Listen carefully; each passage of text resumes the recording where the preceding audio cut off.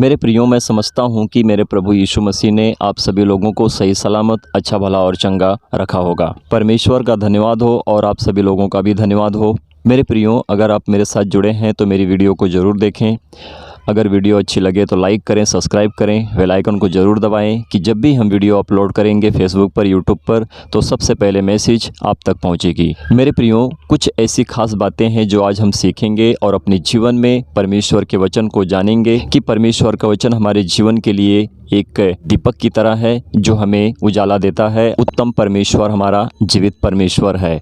हम उस परमेश्वर की महिमा करते हैं, हम उस परमेश्वर का आदर करते हैं, हम उस परमेश्वर की जय जयकार करते हैं। सृष्टिकर्ता राजा को हम सारी महिमा देते हैं, धन्यवाद के साथ उसके नाम की जय जयकार करते हैं। तो मेरे प्रियो, हम इसी रीति से परमेश्वर के वचन को अपने जीवन में लागू करने के लिए परमेश्वर के वचन में बने रहें और सीखते रहें।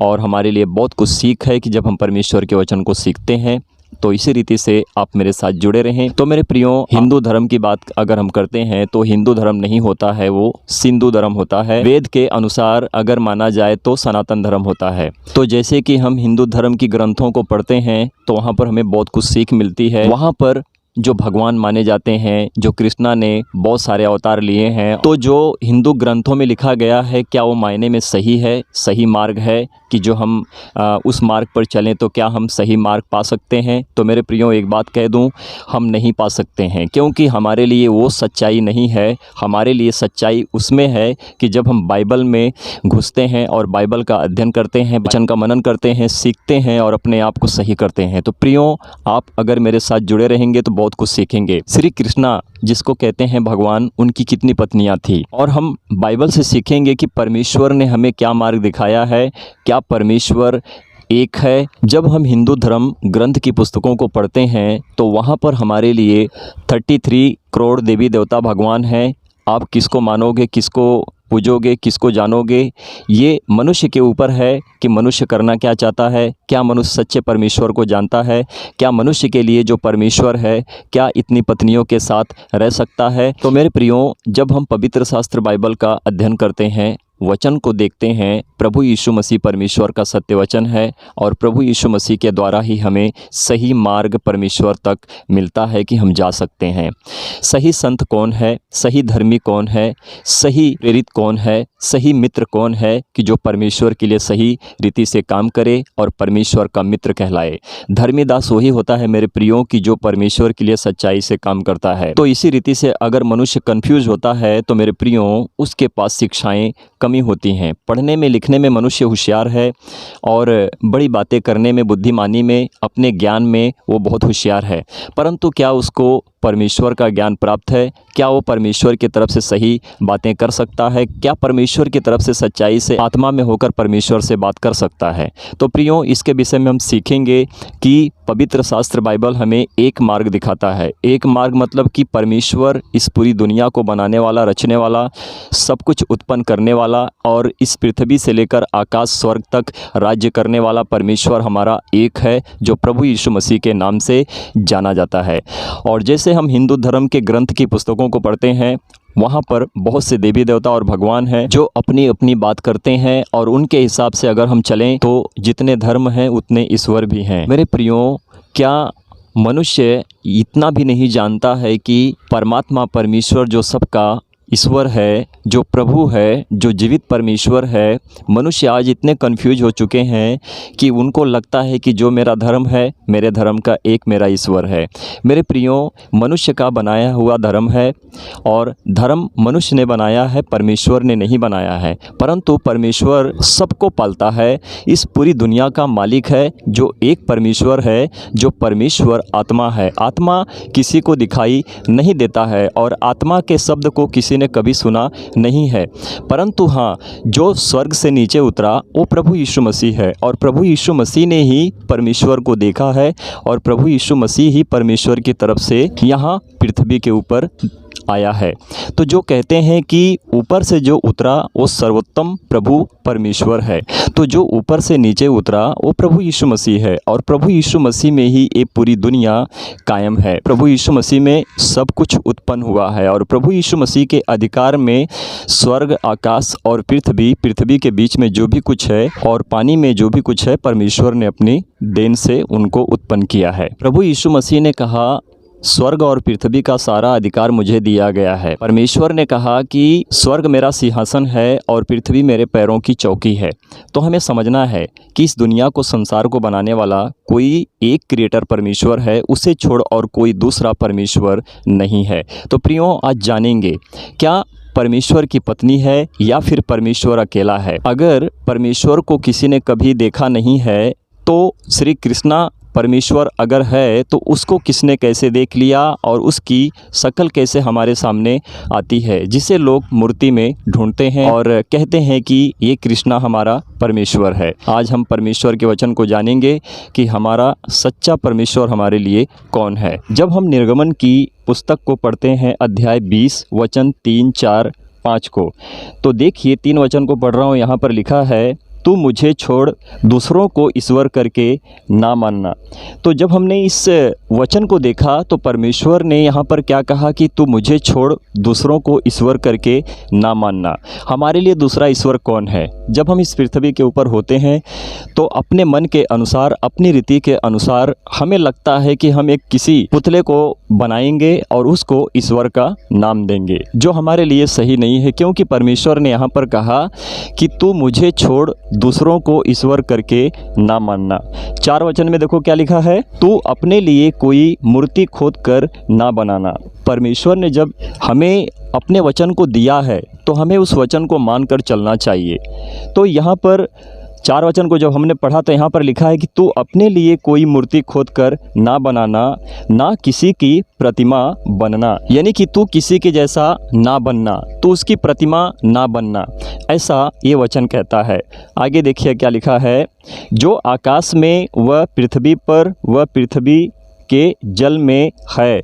तो जो आकाश में हो या पृथ्वी के ऊपर हो या पृथ्वी के जल में हो, वो सब कुछ परमेश्वर की बनाई हुई वस्तु है। अगर परमेश्वर ने इन वस्तुओं के ऊपर हमको बनाया है तो उनसे हमको बड़ा किया है, क्योंकि हम परमेश्वर के स्वरूप में बन चुके हैं और परमेश्वर के जैसे हो चुके हैं। जब हम नए नियम में जाते हैं, यूहन्ना की पुस्तक को पढ़ते हैं, मत्ती की पुस्तक को पढ़ते हैं, लूका की पुस्तक को पढ़ते हैं और मरकुस की पुस्तक को पढ़ते हैं, तो वहाँ पर प्रभु यीशु मसीह की बातें हैं। प्रभु यीशु मसीह का सत्य वचन है, जो वचन परमेश्वर का है, और परमेश्वर का वचन जब एक बार बोलता है तो सब कुछ हो जाता है। प्रभु यीशु मसीह ने कहा कि मैंने तुमसे कहा कि तुम ईश्वर हो।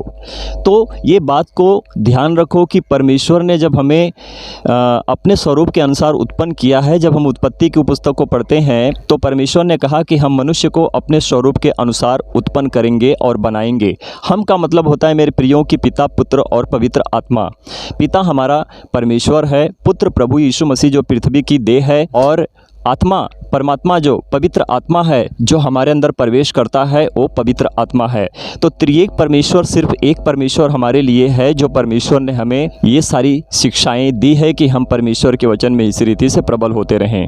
Thank you Jesus. तो जब हम 5 वचन को पढ़ते हैं, यहाँ पर लिखा है कि तू उनको दंडवत ना करना और ना उनकी उपासना करना, क्योंकि मैं तेरा परमेश्वर यहोवा जलन रखने वाला ईश्वर हूँ। तो मेरे प्रियो, यहाँ पर क्या लिखा है कि मनुष्य अपने शकल का कोई पुतले को ना बनाए, कोई वस्तु को ना बनाए और उसको मुझसे ज़्यादा बढ़कर उसको आदर ना दे और उसके सामने अपने आप को दंडवत ना करे, ना तो उसकी उपासना करे।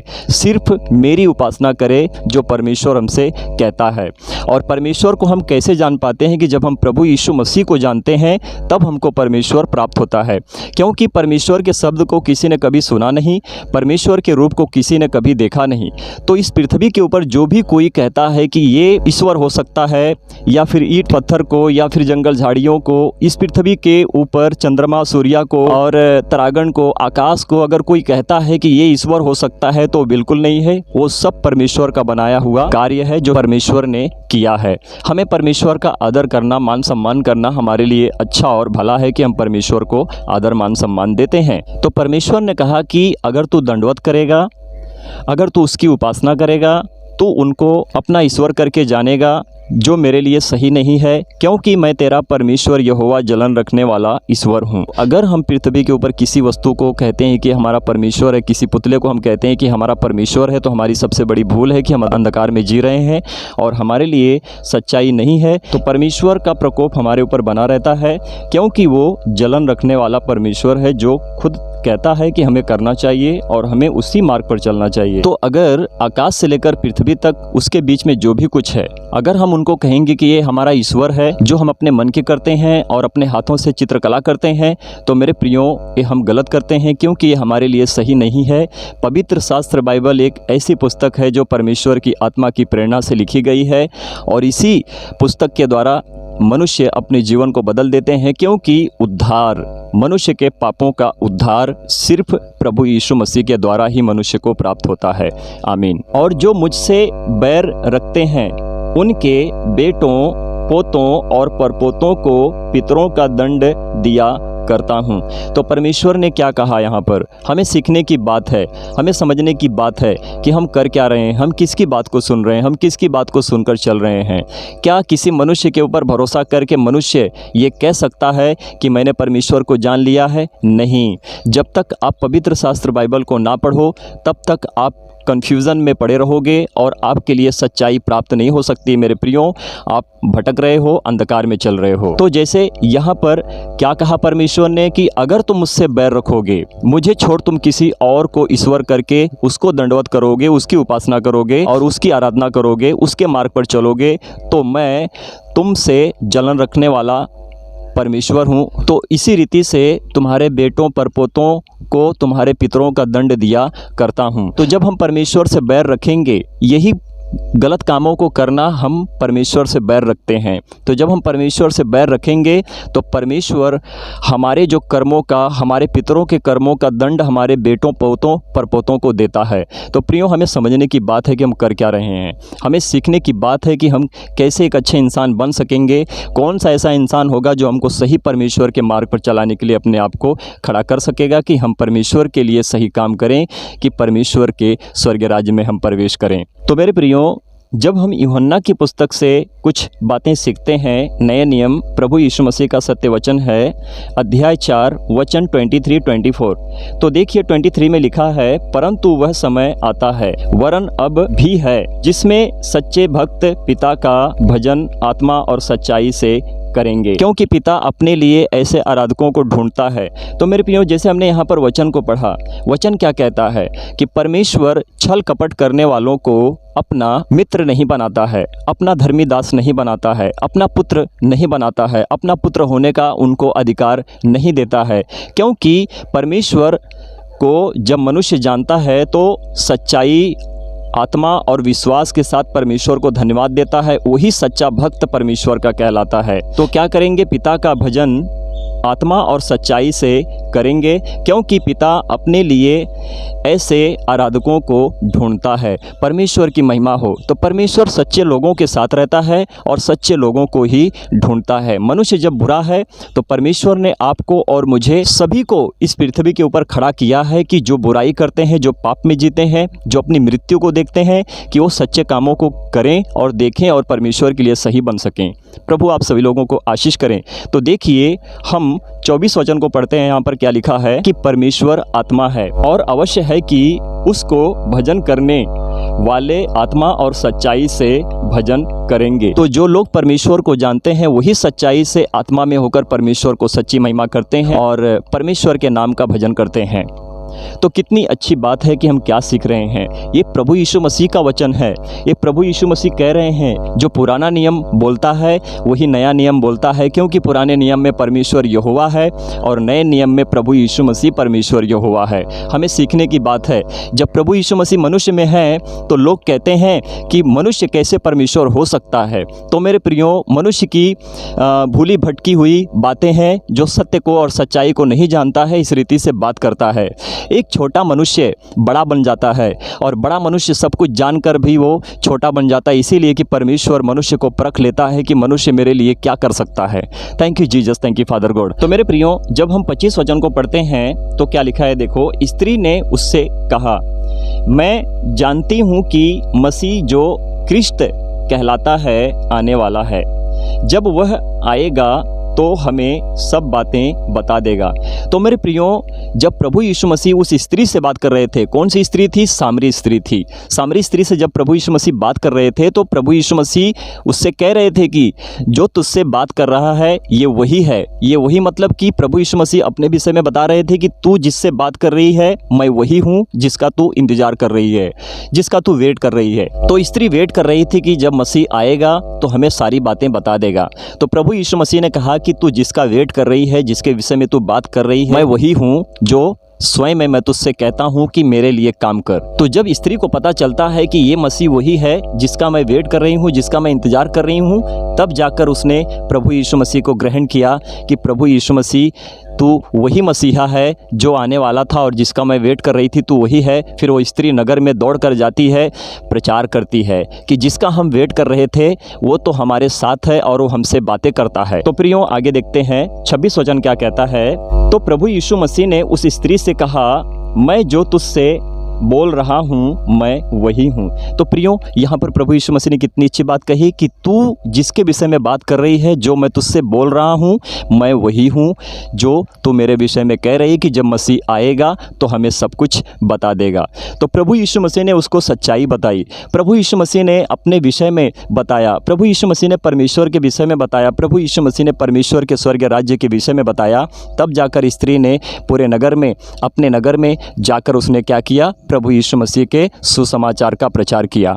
तो प्रियो, प्रभु यीशु मसीह यहूदी धर्म से थे और यहूदी धर्म का उन्होंने कभी प्रचार नहीं किया। उन्होंने परमेश्वर के स्वर्गीय राज्य का प्रचार किया। तो इस पृथ्वी के ऊपर जो भी धर्म के अनुसार चलते हैं और धर्म के अनुसार अपने काम को करते हैं, तो प्रियो, ये मनुष्य का अपना बनाया हुआ धर्म है। परमेश्वर की तरफ से कोई धर्म नीचे नहीं आया है। परमेश्वर की तरफ से प्रभु यीशु मसीह आया है और जो हमारे लिए सुसमाचार सत्य के काम को करके दिखाया है। तो प्रियो, आप प्रभु यीशु मसीह को जानो, परमेश्वर को जानो, पवित्र आत्मा आपके अंदर प्रवेश करेगा। जब हम मत्ती अध्याय 11 वचन 27-28 को पढ़ते हैं, 27 में देखो क्या लिखा हुआ है, मेरे पिता ने मुझे सब कुछ सौंप दिया है। तो प्रभु यीशु मसीह ने कहा कि मेरे पिता ने मुझे सब कुछ सौंप दिया है और कोई पुत्र को नहीं जानता केवल पिता, और कोई पिता को नहीं जानता केवल पुत्र, और वह जिस पर पुत्र उसे प्रकट करना चाहे उसे कर देता है। तो मेरे प्रियो, जब हम प्रभु यीशु मसीह को नहीं जानेंगे तो पिता जो अर्थात परमेश्वर है उसको हम कभी नहीं जान पाएंगे। अगर हम परमेश्वर को नहीं जानेंगे तो जो पुत्र अर्थात प्रभु यीशु मसीह है हम उसको कभी नहीं जान पाएंगे, और वह जिस पर पुत्र उसे प्रकट करना चाहे कर देता है। तो मेरे प्रियो, यही पुत्र है परमेश्वर जो स्वयं में प्रभु यीशु मसीह की शरीर इस पृथ्वी से है। और प्रभु यीशु मसीह जो पुत्र कहलाते थे, जब मनुष्य हुए तो उनके अंदर परमेश्वर की आत्मा ने प्रवेश किया। जंगल में शैतान के द्वारा प्रभु यीशु मसीह की परीक्षा हुई थी और प्रभु यीशु मसीह वहां पर पास हो गए थे। मेरे प्रियो, हमें सीखने वाली बात है कि हम क्या सीख रहे हैं। देखिए 28 वचन क्या कहता है, हे सब परिश्रम करने वालों और बोझ से दबे हुए लोगों, मेरे पास आओ, मैं तुम्हें विश्राम दूंगा। तो प्रभु यीशु मसीह ने ऐसा क्यों कहा कि हे परिश्रम करने वाले लोगों, बोझ से दबे हुए लोगों, मेरे पास आओ, मैं तुम्हें विश्राम दूंगा। क्योंकि यही परमेश्वर है। जब मनुष्य पाप करता है, जब मनुष्य गुनाह करता है, तो यही प्रभु यीशु मसीह के द्वारा वो अपने पापों की क्षमा पाता है। और पाप क्षमा करने का अधिकार सिर्फ प्रभु यीशु मसीह को दिया गया है, जो स्वयं में प्रभु यीशु मसीह परमेश्वर है। क्योंकि पाप क्षमा करने का अधिकार सिर्फ परमेश्वर के हाथ में है। तो मेरे प्रियो, हमारा परमेश्वर जिंदा है हमारा परमेश्वर महान है, हमारा परमेश्वर जीवित प्रभु है और प्रभु यीशु मसीह के द्वारा ही हम तो जाने जाते हैं कि हमारे साथ परमेश्वर रहता है। जैसे कि हम कुछ पुस्तकों का अध्ययन करते हैं तो हमें पता चलता है। तो मेरे प्रियो, जब हम श्री गर्ग संहिता की पुस्तक से पढ़ते हैं 10 खंडात्मिका अध्याय 8 वर्ष 20, तो ये कृष्णा के विषय में लिखा गया है और कृष्णा ने कितनी स्त्रियों के साथ, यानी कि जिसे कहते हैं रानियों के साथ उन्होंने विवाह किया था। यहाँ पर देखो क्या लिखा है, 16,100 राजकुमारियाँ भौमासुर के कारागार में बंद थी। भगवान श्री कृष्णा ने भौमासुर का वध करके उसकी कैद से उनको छुड़ाया और उन सभी स्त्रियों की इच्छा को देखकर उनको अपने साथ घर ले आए। तो जब हम इस पुस्तक से पढ़ते हैं, ये श्री कृष्णा के विषय में लिखा गया है, जिसे कहते हैं कि श्री कृष्णा हिंदू धर्म के भगवान हैं। ये उनके विषय में लिखा गया है।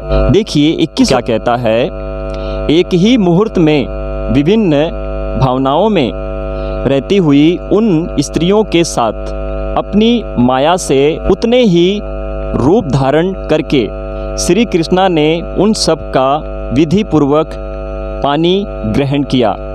इस प्रकार 16,108 रानियों के साथ कृष्णा ने शादी की और कृष्णा को सभी रानियों के द्वारा 10-10 बच्चों की प्राप्ति हुई और सभी बच्चे पिता के समान हुए।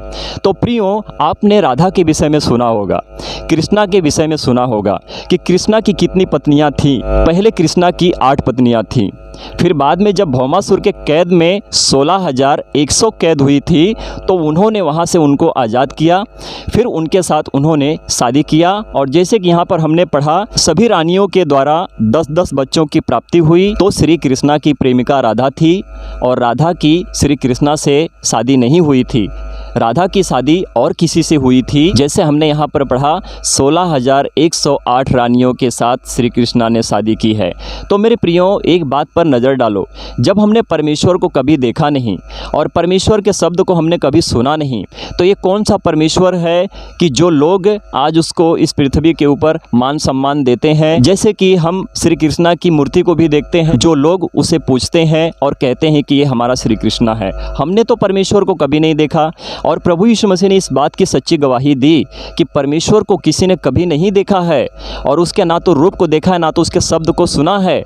हमने किसको देखा? हमने प्रभु यीशु मसीह को क्या देखा है? हमने भी प्रभु यीशु मसीह को नहीं देखा है, परंतु जो 2022 साल पहले लोग थे उन्होंने प्रभु यीशु मसीह को देखा था। तो प्रभु यीशु मसीह ने कहा कि जिसने मुझे देखा उसने परमेश्वर को देखा, मैं और पिता एक हैं। तो प्रभु यीशु मसीह ने कहा कि मैं और पिता एक हैं। तो हम किसके ऊपर विश्वास करते हैं? हम प्रभु यीशु मसीह के ऊपर विश्वास करते हैं, तभी तो हम परमेश्वर तक पहुंचते हैं। बाइबल को पढ़ना, उसका अध्ययन करना, बाकी की पुस्तकों को पढ़कर तब हमको पता चलता है कि परमेश्वर कौन है, कहाँ है। तो जो हम पवित्र शास्त्र बाइबल से हम परमेश्वर को ढूंढते हैं, तो परमेश्वर हमारा जीवित है और हमारे लिए महान है, क्योंकि परमेश्वर ने हमको अपने स्वरूप के अनुसार उत्पन्न किया है। तो मेरे प्रियो, आप परमेश्वर को जानो, प्रभु यीशु मसीह को जानो, प्रभु यीशु मसीह के लिए अपने आप को सच्चा करो और परमेश्वर के मार्ग पर अपने आप को सही रखो, तभी हमारा उद्धार होगा। और प्रभु यीशु मसीह को जब हम जानेंगे तभी हम उद्धार पाएंगे। जो परमेश्वर 16,108 पत्नियों के साथ रह सकता है, तो आजकल के आम इंसान क्यों नहीं रह सकते हैं? ये अर्थ इसका होता है, हमें प्रभु यीशु मसीह कहते हैं, बताते हैं कि जो अपनी पहली पत्नी को छोड़कर दूसरी स्त्री के साथ गलत संबंध बनाता है, तो वो क्या है? वो पाप और व्यभिचार में पड़ा होता है। तो अगर कृष्णा की 16,108 पत्नियां हैं, तो हम ऐसे परमेश्वर को नहीं मानते हैं और हम ऐसे परमेश्वर के पीछे चलकर अपने जीवन को बर्बाद करना नहीं चाहते हैं। प्रभु आप सभी लोगों को आशीष दें, परमेश्वर में आपकी बढ़ाई हो और आपकी बढ़ाई परमेश्वर को सच्ची महिमा देती रहे। परमेश्वर की महिमा हो। आमीन।